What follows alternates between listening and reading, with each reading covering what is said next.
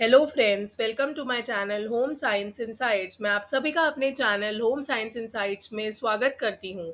So if you are also preparing for D triple S B TGT domestic science और PGT home science exam and you want to crack this exam, so you have to give a like, share and subscribe the channel so that you can have all the related information and current updates related to home science.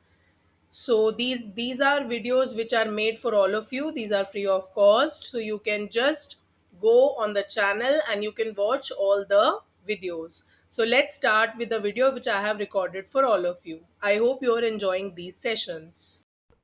Question number 1. Breakdown of complex substances to simpler one is known as. Breakdown का मतलब होता है friends, breakdown का मतलब होता है किसी भी चीज को तोड़ना। तो यहाँ पे हम ब्रेकडाउन किसका कर रहे हैं? कॉम्प्लेक्स सब्सटेंसेस का ब्रेकडाउन कर रहे हैं। मतलब जो कॉम्प्लेक्स सब्सटेंसेस होते हैं, अगर हमें उन्हें सिंपलर सब्सटेंसेस में तोड़ना हो तो उसे क्या प्रोसेस कहा जाता है? एनाबॉलिज्म, एनर्जी एब्जॉर्प्शन, कैटाबॉलिज्म या metabolism? Please remember, whenever we are breaking down complex substances to simpler ones, तो उसको बोला जाता है कैटाबॉलिज्म। इसका एक और भी तरीका आप ऐसे भी लर्न कर सकते हैं। सी से कॉम्प्लेक्स सब्सटेंस को ब्रेक करना है तो सी से ही कैटाबॉलिज्म प्रोसेस स्टार्ट होता है। So this is a tip for the day. You can learn by this method also. Let's quickly move to question number 2. Which institute introduced the food guide pyramid in 1992? कौन से ऐसे institute है जिन्होंने food guide pyramid को शुरू किया था 1992 में? Agricultural marketing services, US department of agriculture, it is also called as AMS, United States department of agriculture USDA, agricultural research service, US department of agriculture, national institute of nutrition. तो देखिए, तो इसका correct answer है USDA. Please remember, United States department of agriculture ने ही इस institute को introduce करा था, जिसका नाम है फूड गाइड पिरामिड 1992 में। Let's quickly move to question number 3. An increasing number of youngsters, youngsters आप कह सकते हैं जो एडोलेसेंट बच्चे हैं, जो यंग बच्चे हैं, स्पेशली फीमेल्स, जो लड़कियां हैं, फीमेल्स हैं, such as models and actresses, go through stages of eating large amount of food and then get rid of it by vomiting. This disorder is called as. Please remember, ये question हम काफी बार कर चुके हैं, ये paper के लिए most important question है। एनोरेक्सिया और बुलिमिया नर्वोसा, एनोरेक्सिया नर्वोसा और बुलिमिया नर्वोसा एक ईटिंग डिसऑर्डर्स होते हैं जिसमें बच्चा ज्यादा कंज्यूम कर लेता है और उसमें वो वॉमिट की फॉर्म में बाहर निकाल रहा है, क्योंकि उसे अपनी बॉडी कॉन्शियसनेस फील होती है, उसे अपनी बॉडी को मेंटेन भी करना है। तो उसने खा तो लिया ज्यादा, लेकिन अब वो उसे वॉमिट के थ्रू बाहर निकालता है। इस डिसऑर्डर का नाम क्या है? Anorexia nervosa, over eating outcome, frequent vomiting syndrome या bulimia nervosa? Please remember, this is called as bulimia nervosa. ये बहुत बहुत इंपॉर्टेंट क्वेश्चन है, प्लीज आप इसको नोट डाउन जरूर कर लीजिएगा। Let's quickly move to question number 4. According to NIN, NIN मैं अभी आपको बता दूं, नेशनल इंस्टीट्यूट ऑफ न्यूट्रिशन की एब्रीवेशन है।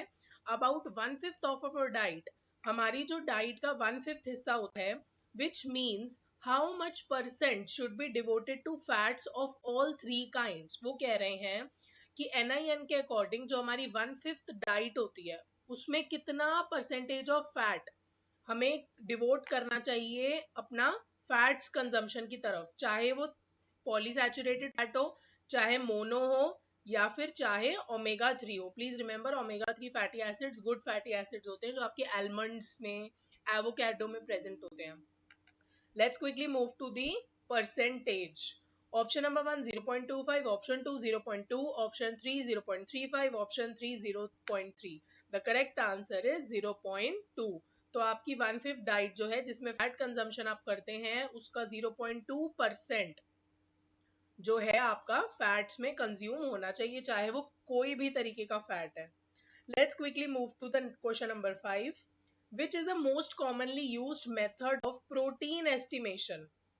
कौन सा ऐसा मोस्ट कॉमनली यूज मेथड है प्रोटीन को एस्टिमेट करने के लिए, which is a way to perform and is very sensitive? एक तो हम उसे परफॉर्म कर सकते हैं, प्लस वो मेथड बहुत ही सेंसिटिव होता है, उसको प्रोटीन एस्टिमेशन मेथड कहा जाता है। Nessler's reaction, the Lowry's method, ninhydrin reaction या Soxhlet extraction method? So the correct answer is Lowry's method, please remember, ये बहुत इंपॉर्टेंट क्वेश्चन है, बायोकेमिस्ट्री में से उठाया गया है. Let's quickly move to the next question. Which one of the following is example of water in oil emulsion. हम कह रहे हैं, वो कह रहे हैं कि वाटर को ऑयल के अंदर मिक्स किया जाता है, तो इसका क्या एग्जाम्पल है इनमें से? Water in oil emulsion, ice cream, cream soups, margarine या मेयोनीज. तो प्लीज रिमेंबर, मार्गरीन जो होता है वो वाटर को ऑयल में मिक्स किया जाता है, और अगर मैं बात करती हूँ ऑयल इन वाटर एमल्शन तो आप उसमें मेयोनीज ले सकते हैं. सो प्लीज रिमेंबर, ये बहुत इंपॉर्टेंट क्वेश्चन है एमल्सिफिकेशन ऑफ फैट से. Let's quickly move to question number 7. Enzymes are very specific because both the enzymes and the substrate, दोनों एंजाइम और सबस्ट्रेट जो है, possess specific complementary geometric shapes. दोनों enzyme और सबस्ट्रेट के अंदर geometric shapes बनी होती हैं that fit exactly into one another, जो एक दूसरे के अंदर प्रॉपर तरीके से फिट हो जाती है. That model is called as, उस मॉडल को क्या कहा जाता है? Pentagonal model, triangular model, hexagon model या फिर lock and key model. Please remember, the correct answer is lock and key model, जिसमें भी एंजाइम और सबस्ट्रेट की पोजीशंस ऐसी होती है कि वो एक दूसरे में प्रॉपर फिट हो जाए, तो ये इसको क्या कहते हैं? Lock and key model. Let's quickly move to question number 8. The mixture of glucose and fructose, ये दोनों शुगर हैं, सिंपल शुगर्स हैं, तो मोनो, वो कह रहे हैं कि ग्लूकोज और फ्रक्टोज का अगर हम मिक्स कर दें, used in preparation of candies and icing is called as. तो इसको क्या कहा जाता है जो कैंडीज और आइसिंग में यूज की जाती हैं? तो प्लीज रिमेंबर, जो मिक्सचर होता है ग्लूकोज का और फ्रक्टोज फ्रूट शुगर ही होती है, ये दोनों कैंडीज में या टॉफीज में या फिर आइसिंग के लिए डाली जाती हैं. तो ये कौन सी टाइप की शुगर होती है? Concentration sugar, caramel sugar, whipped sugar या फिर invert sugar? So the correct answer is invert sugar. Invert sugar basically glucose और फ्रक्टोज से बनती है, और कैंडीज और आइसिंग करने में, केक की आइसिंग हो गई या फिर मफिन्स की आइसिंग होती है, कैंडीज आप सब खाते ही हैं, टॉफीज, तो उसमें जो शुगर डाली जाती है that is called as invert sugar. Let's quickly move to question number 9.